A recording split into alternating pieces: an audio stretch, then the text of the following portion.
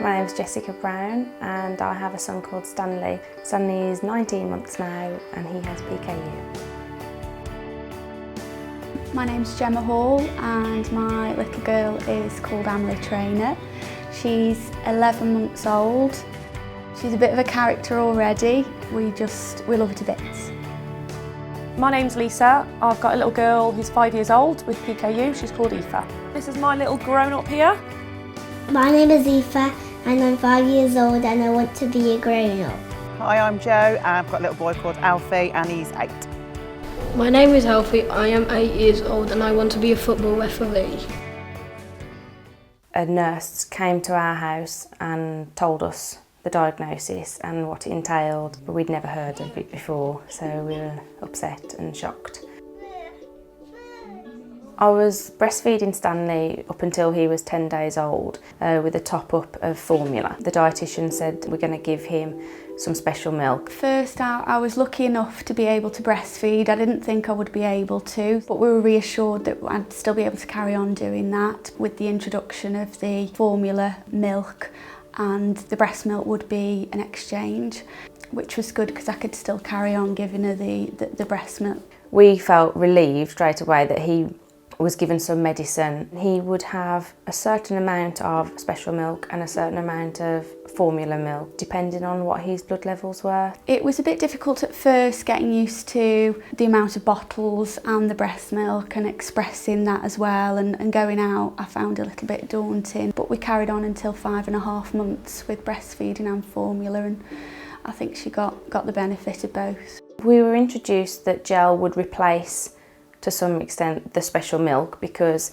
as he grew he would need a higher concentrate of the medicine, so the medicine would deliver a big concentration of it in a smaller amount, otherwise you'd have to drink bottles and bottles and bottles of milk. From an early age we were prepped what the next stages were around weaning and what we would need to do, and then around 5.5 months she started with the gel. It was around 10 grams to start with. A lot of health visitors were keen for us to wait to wean, whereas we were told by the dietitian it was important that he learnt the taste of his gel before it got to a point too late for him to accept it.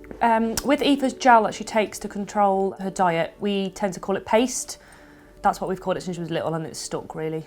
When Aoife was about 6 months old, just as we started weaning her onto more solid food, the paste was introduced. I was obviously a little bit nervous at first. It was something new to me and something new to her. I obviously listened to what my dietitian was telling me, hints and tips, and to be honest, it went really well at the start.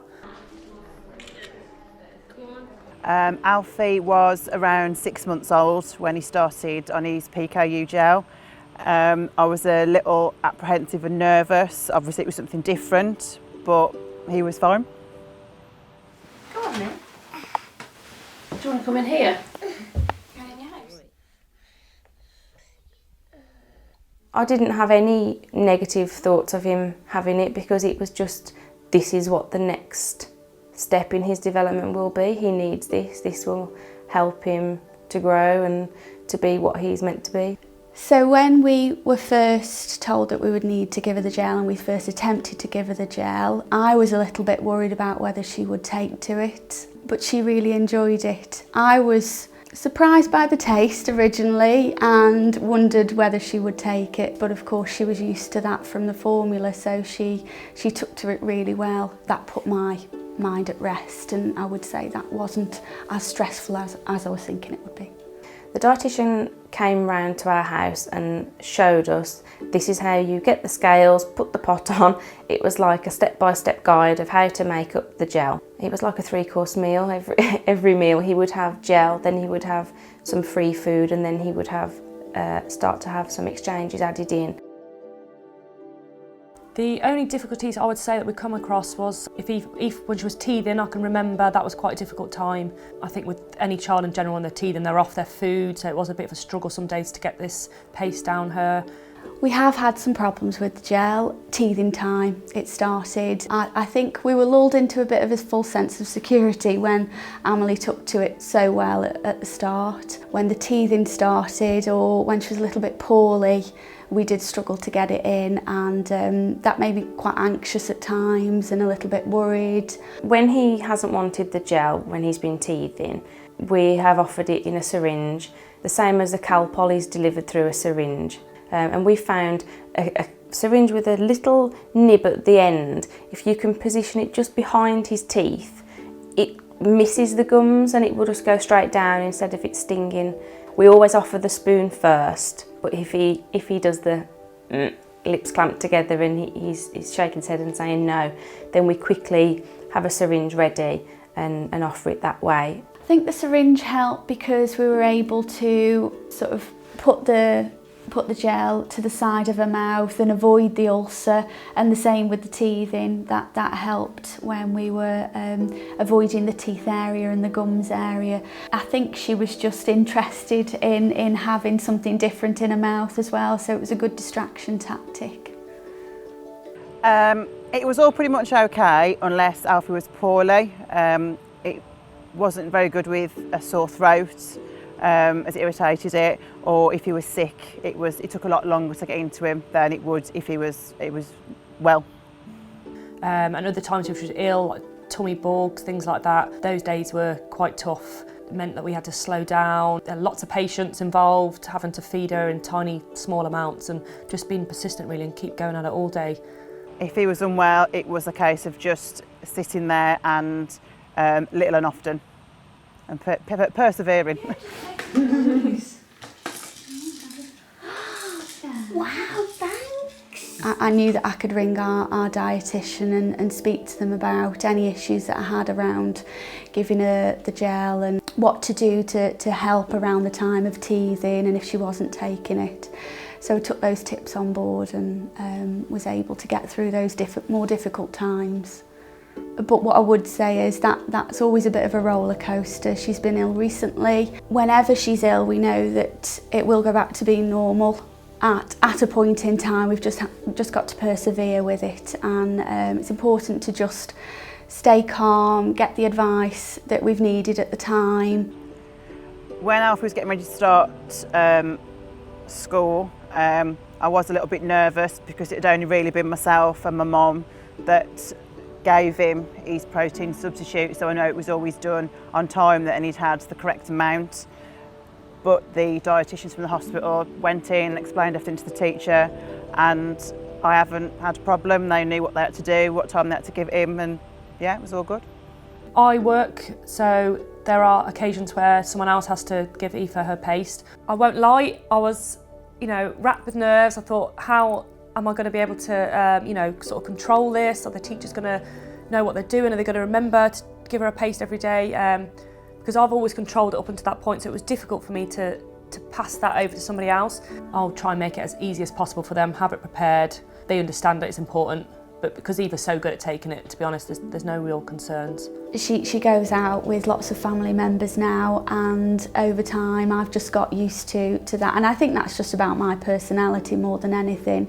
But I know that they know the importance of ensuring that she has that and speaking to me if they have any problems, just so that we can discuss if she needs to take it again, if she's been sick or she's struggling to take it. Only myself, his nan and his dad would ever give him his protein substitute, so I didn't get too many people involved, and they were just told to just give it him. He had to have it, so whether it took them 2 minutes or 2 hours, they had to sit there and do it. So in the mornings, what I'll do to make it easier for the teacher at school is give them a little pot with her pre-measured amount of paste in there. They have a syringe there, so obviously the syringe is just to make sure that they give her the correct amount of water in the paste every day, make it consistent. I think it just makes life easier for the teacher. They've obviously got 30 children to look after, so I'll try and make it as easy and manageable as possible for them.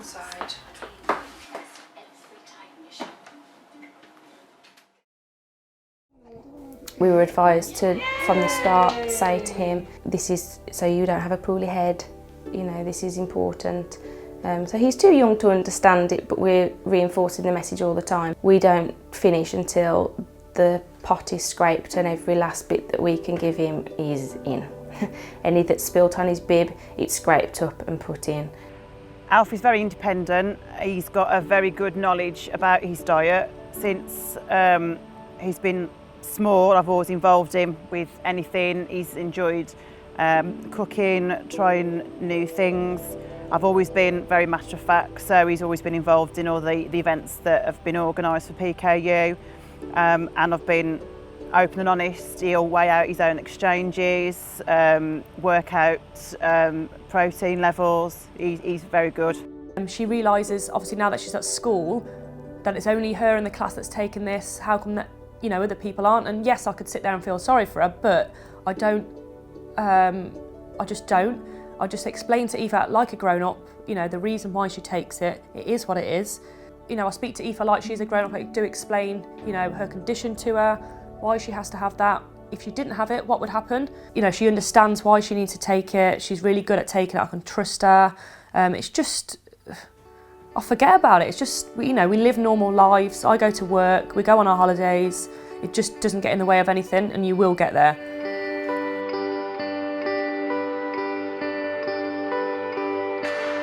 Matt, my husband, we work well together.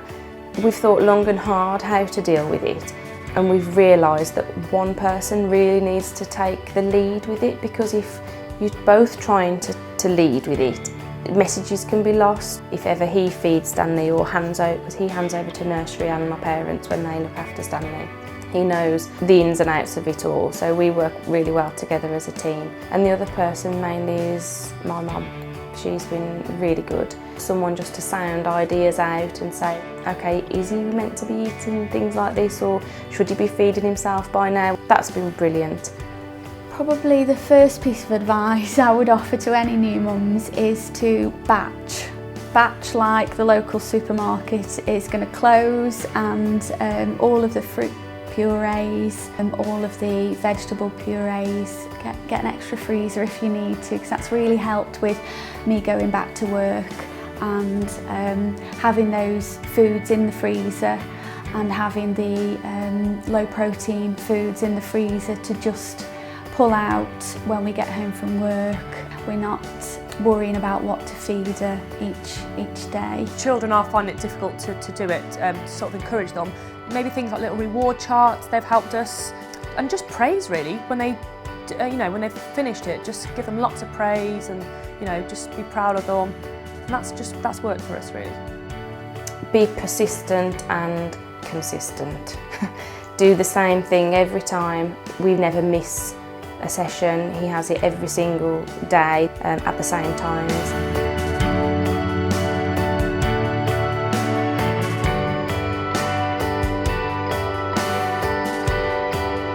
Be positive, and I would say that's followed through every scenario that we've had, every difficult time that we've felt that we've had, to be positive and to take advice from the professionals. So to any new mums that have to obviously give pace to their child, I would just say be positive, persistent. Persistence will definitely, it'll pay off. Be open-minded, be very matter of fact, it is what it is. Attend all events because the support is fantastic. Alfie is brilliant, he's got a lot of friends with PKU, so it isn't as bad as it first seems when you first hear that diagnosis. When Stanley was first diagnosed and I was so upset, my mum said to me, don't let this spoil this special time for you, and I think that stuck with me all through, and we've tried to just enjoy all the bits as much as we can, even though they have to be slightly adapted.